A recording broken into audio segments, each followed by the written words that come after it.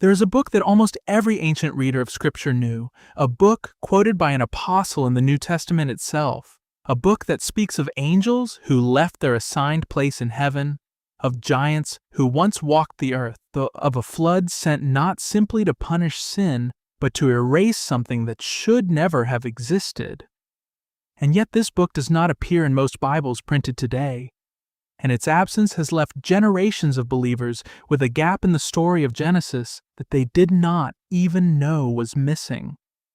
A silence just before the flood that hides one of the strangest and most unsettling episodes in the entire biblical narrative. And to understand it, we must go back to 4 verses so brief that most readers pass over them without a second thought. Genesis chapter 6, verses 1 through 4, where the text says that when men began to multiply on the face of the earth, the sons of God saw the daughters of men, that they were beautiful, and took wives for themselves of all whom they chose.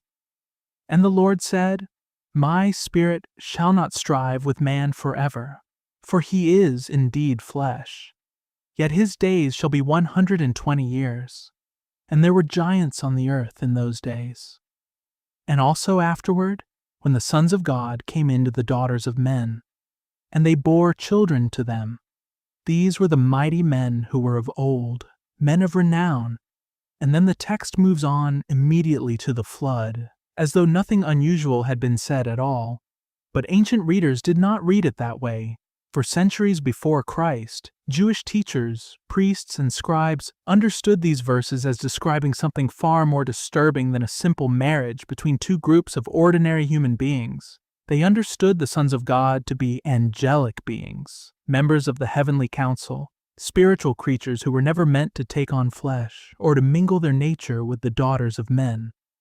And the text that explains this episode in the fullest detail, filling in the story that Genesis leaves compressed into 4 sentences, is the Book of Enoch, a text attributed to the patriarch Enoch, the man who, according to Genesis 5, walked with God and was not, for God took him, a man so righteous that Scripture says he did not experience death in the ordinary way.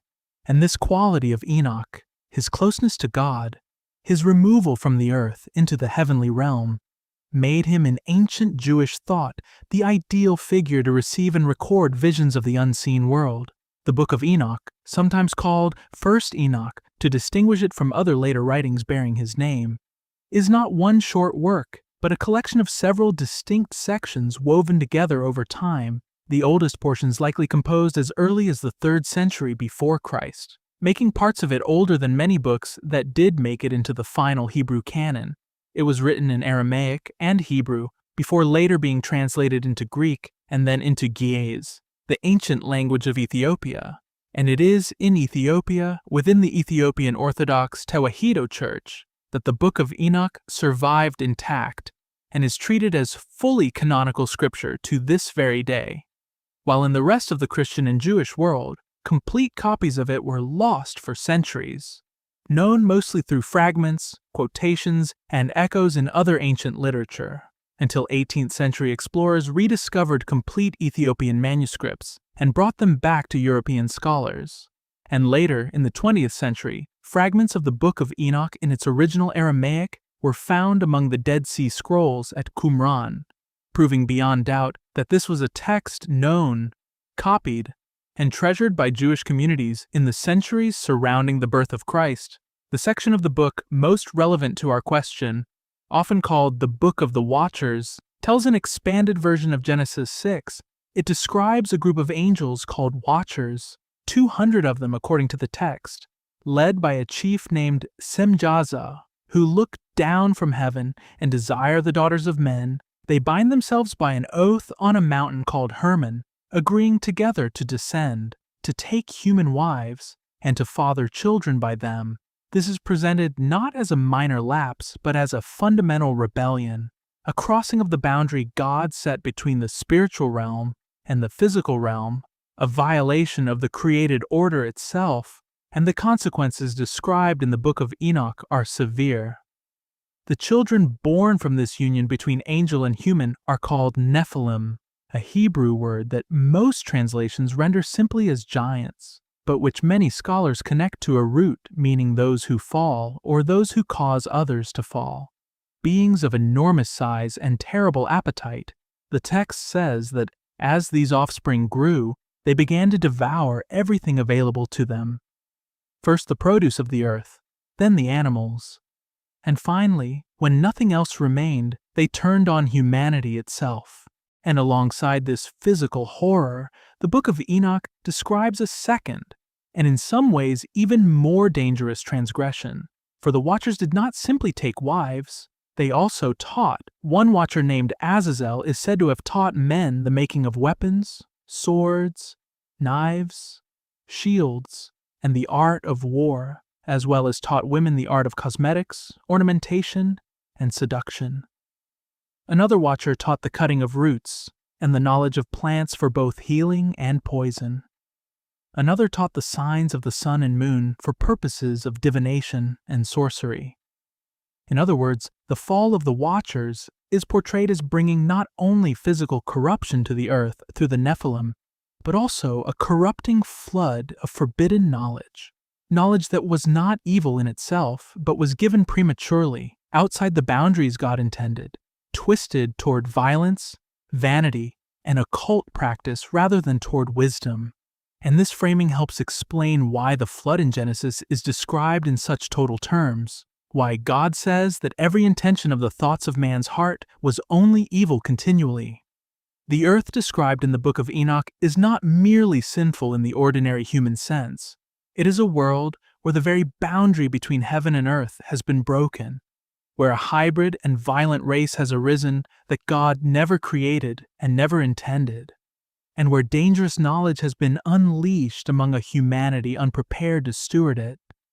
The cry of the earth itself, groaning under the weight of violence and bloodshed caused by the Nephilim, is described as rising up to heaven, and it is in response to this cry that God commissions the archangels, Michael, Gabriel, Raphael, and Uriel, to act. Raphael is sent to bind Azazel, the teacher of forbidden arts, and to cast him into darkness in the desert until the day of judgment. Gabriel is sent against the giants themselves, to set them one against another so that they destroy each other in war. And Michael is sent to bind Semjaza and the other watchers who descended, imprisoning them beneath the earth for 70 generations until the great day of judgment, when they will be led away to the fire and to the torment and the prison in which they will be confined forever. And only after this judgment upon the watchers and their offspring does the flood come as the final act, cleansing the earth of what remains. This is why, in ancient Jewish and early Christian thought, the flood was understood as a judgment aimed at something far more specific than generic wickedness. It was aimed at eradicating a corrupted bloodline and a corrupted knowledge that threatened to make the promised line, the line through which the Messiah would eventually come, impossible to preserve. And this is also why the New Testament, though it never quotes the Book of Enoch as though it were Moses or the prophets, nonetheless shows unmistakable familiarity with this exact tradition. The clearest example is the small epistle of Jude. Near the end of the letter, Jude writes, "And Enoch, the seventh from Adam, prophesied about these men also, saying, Behold, the Lord comes with 10,000s of his saints, to execute judgment on all." And this is in fact a near direct quotation from the Book of Enoch chapter 1, meaning that a book of the New Testament directly cites the Book of Enoch by name as prophecy. Earlier in the same letter, Jude writes of angels who did not keep their proper domain, but left their own abode. He has reserved in everlasting chains under darkness for the judgment of the great day. Language that mirrors almost exactly the binding of the watchers described in Enoch's account. The second epistle of Peter contains a strikingly similar passage, speaking of God not sparing the angels who sinned, but cast them down to hell and delivered them into chains of darkness, to be reserved for judgment, and then immediately connecting this to the flood that came upon the ancient world, the very same sequence, angelic rebellion followed by the flood, found in the Book of Enoch. This does not mean that the Book of Enoch carries the same authority as the books recognized as inspired scripture. The early church, weighing many texts in the centuries after Christ, ultimately did not include it in the canon accepted by most of the Christian world, questions were raised about its authorship, since it claims to be written by Enoch himself, but shows signs of having been composed many centuries after Enoch would have lived. And its more speculative and elaborate visions of the heavens, the calendar, and cosmic geography were viewed with caution by many church fathers. Yet, at the same time, it was never simply dismissed as worthless.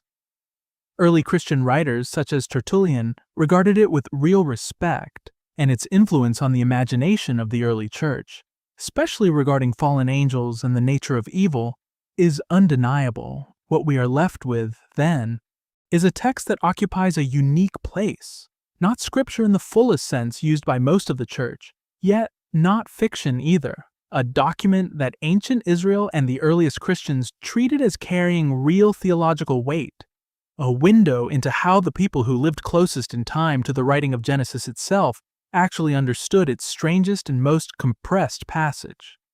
And this brings us to why this ancient account matters so much today, why so many are turning back to the story of the Watchers and the Nephilim in this present hour. Because Jesus himself, when his disciples asked him privately what would be the sign of his coming and of the end of the age, gave an answer that reaches directly back into this same territory. He said, "But as the days of Noah were, so also will the coming of the Son of Man be. For as in the days before the flood, they were eating and drinking, marrying and giving in marriage, until the day that Noah entered the ark, and did not know until the flood came and took them all away, so also will the coming of the Son of Man be." On the surface, this can sound like a simple statement about spiritual carelessness, people going about ordinary life, unaware of coming judgment, and that reading is certainly true and important.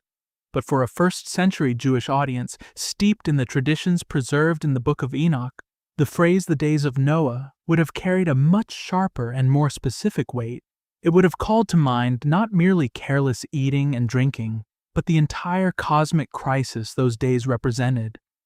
The crossing of the boundary between heavenly and earthly realms, the corruption of the created order through forbidden unions, the spread of violence, occult knowledge, and a hybrid race that God had never intended. When Jesus said the coming of the Son of Man would be like the days of Noah, he was pointing his listeners toward a period marked not simply by moral laziness, but by a deep unraveling of the created order itself, a time when the boundaries God established would again be tested, when deception, hidden knowledge, and spiritual confusion would spread as they did before the flood.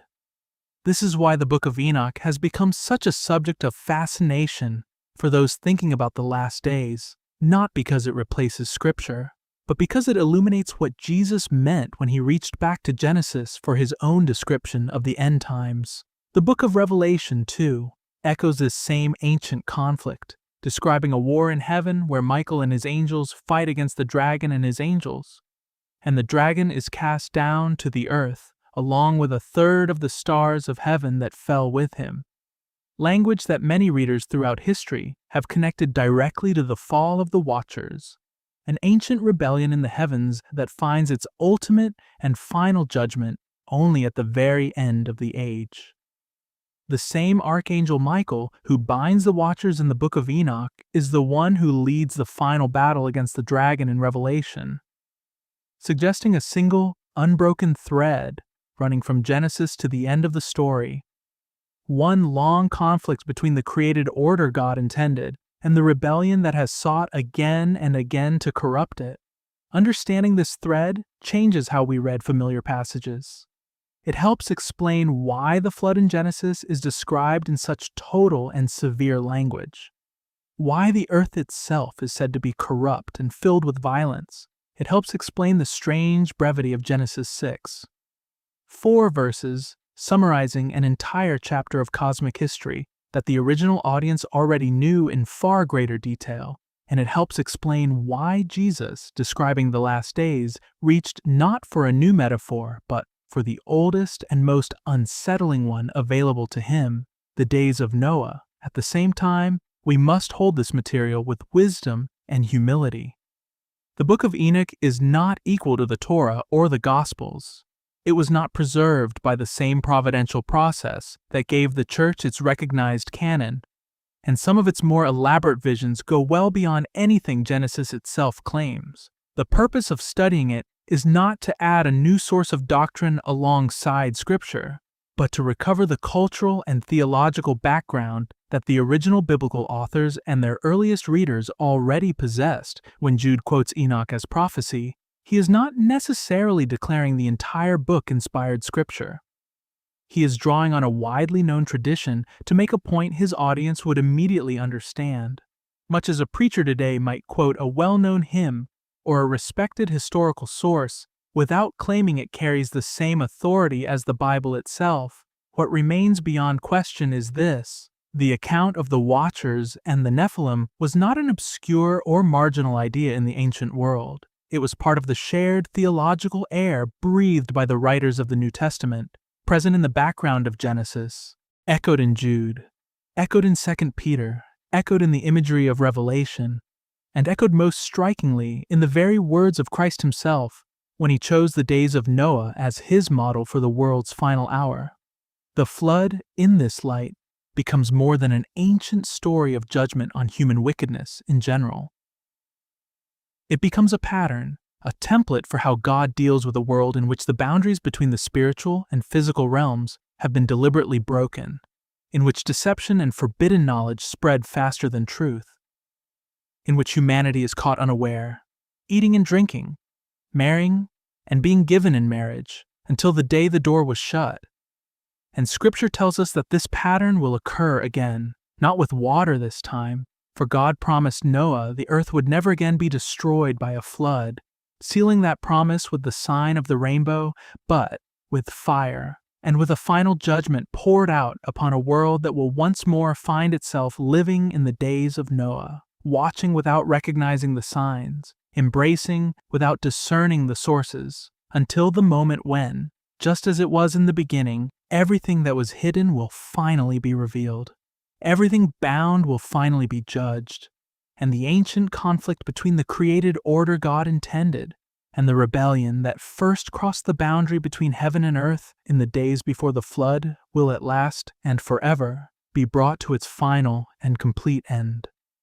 There is another thread within this ancient account that deserves careful attention. For the Book of Enoch does not simply describe the fall of the Watchers as a single event in the distant past. It describes their punishment as an ongoing reality stretching across the centuries. The text says, "The rebellious angels were bound beneath the earth, in a place of chaos and darkness, awaiting a specific and appointed day, not permitted to escape, not permitted to intervene freely in human affairs as they once did." And this detail matters greatly when we turn to the New Testament, for both Peter and Jude describe these same imprisoned beings using nearly identical language, chains of darkness, reserved for judgment. And this shared vocabulary tells us that the earliest Christians understood themselves to be living in the long interval between the initial binding of these rebellious spirits and their final sentencing. A period of restraint rather than complete absence, a period in which the architecture of rebellion still exists, still influences, but is held within limits. It cannot cross without permission. This framework helps explain other strange passages scattered throughout Scripture that otherwise seem isolated and puzzling. The reference in 1 Peter to Christ, after his resurrection, proclaiming something to the spirits in prison, who formerly were disobedient when God waited patiently in the days of Noah, a passage that has troubled interpreters for centuries but becomes far more coherent when read against the background of the Watchers' tradition. Christ's victory in this reading was not only over death and sin in the abstract, but included a direct proclamation of triumph over the very spiritual powers whose ancient rebellion had once corrupted the earth before the flood.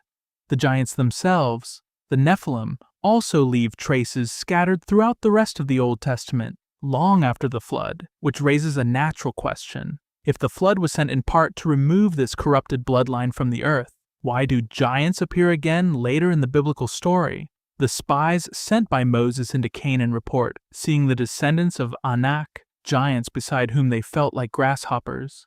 The land of the Rephaim, the Anakim, and the Zamzummim are described in the books of Deuteronomy and Joshua as regions inhabited by unusually large and powerful peoples. And centuries later, the most famous giant of all, Goliath of Gath, stands before the armies of Israel. Ancient Jewish tradition, again reflected in later apocryphal writings, suggests that this corrupted lineage was not entirely eliminated by the flood, that some trace of it persisted or re-emerged among the peoples surrounding Israel, and that the conquest of Canaan carried a dimension beyond ordinary territorial warfare, a continuation of the same ancient conflict between the created order and its corruption. Whether one accepts every detail of this tradition, the pattern itself is difficult to miss.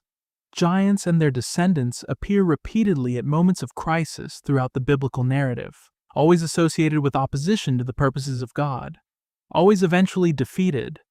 And this pattern of rebellion, restraint, and eventual judgment forms a kind of backbone running through the entire Bible, from the 4 verses in Genesis 6 through the flood, through the conquest narratives, through the prophets who spoke of cosmic rebellion, using the imagery of fallen stars and proud kings compared to heavenly beings cast down, through the Gospels where Jesus casts out demons and declares that he saw Satan fall like lightning from heaven, through the epistles that speak of spiritual forces of wickedness in heavenly places, and finally into Revelation, where the ancient serpent is at last thrown into the lake of fire.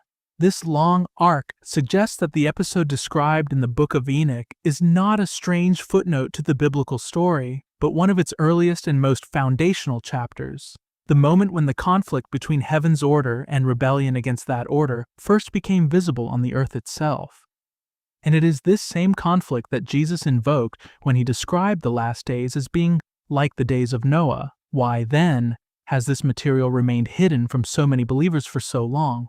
Part of the answer lies simply in the history of canon formation, the councils and communities that eventually determined which books would form the New Testament, and which Old Testament writings would be received alongside the Hebrew Scriptures, had to make difficult decisions among many circulating texts, weighing apostolic origin, doctrinal consistency, and long-standing use in worship. The Book of Enoch, despite its evident popularity in the centuries around Christ, did not meet the standard applied by most of the church outside Ethiopia. And as the centuries passed and complete manuscripts became rare outside a handful of regions, familiarity with its contents faded from the average believer's mind, even though its influence remained embedded quietly within the very books that did make it into the canon. This means that reading the Book of Enoch today is less like discovering some secret conspiracy the church tried to hide, and more like recovering a lost commentary, an ancient set of footnotes written by the very community that produced and first read the Book of Genesis. Footnotes that help modern readers understand what the original audience already knew without needing to be told. There is wisdom in approaching this material the way the earliest Christians themselves approached it, with respect for what it can teach about the world in which the New Testament was written, but without placing it on the same level as the Torah, the prophets, and the words of Christ and his apostles. The goal is not to build an entire theology upon a text outside the recognized canon, but to let it illuminate, as background and context, sayings and images within Scripture itself that would otherwise remain obscure. And when read in this careful and humble way, this ancient account of watchers, forbidden knowledge, and giants offers something of real spiritual value for believers today. It reminds us that the created order matters, that God established boundaries between the spiritual and physical realms, between what belongs to heaven and what belongs to earth, and that history's darkest chapters have often begun with someone, whether angel or human, deciding those boundaries could be crossed for the sake of desire, power, or forbidden knowledge. It reminds us that no rebellion escapes the notice of heaven forever, that even beings far more powerful than any human ruler remain ultimately bound by the authority of the one who created them, awaiting a day appointed long before they acted. And it reminds us, most urgently, why Jesus chose this particular story out of the entire sweep of the Old Testament as his model for describing the world in the moments just before his return, a world so absorbed in its ordinary pleasures and pursuits that it fails to notice the ancient pattern repeating itself, the same spirit of transgression, the same blending of what should remain distinct, the same flood of knowledge and power without wisdom to guide it, spreading again across the earth. And just as in the days of Noah, only a small remnant recognized the danger in time and entered the place of safety before the door was shut, Scripture calls the believers today to the same kind of watchfulness, not fear, not obsession with speculation, but sober awareness that the story of the Watchers, the Nephilim, and the flood was never merely ancient history. It was the first great preview of a pattern that Christ himself promised would return, and that will, in God's appointed time, reach its final and complete resolution when every hidden thing is brought into the light, when every chain is either broken in mercy or tightened in judgment, and when the created order that was broken in the earliest chapters of Genesis is at last, fully and forever, restored.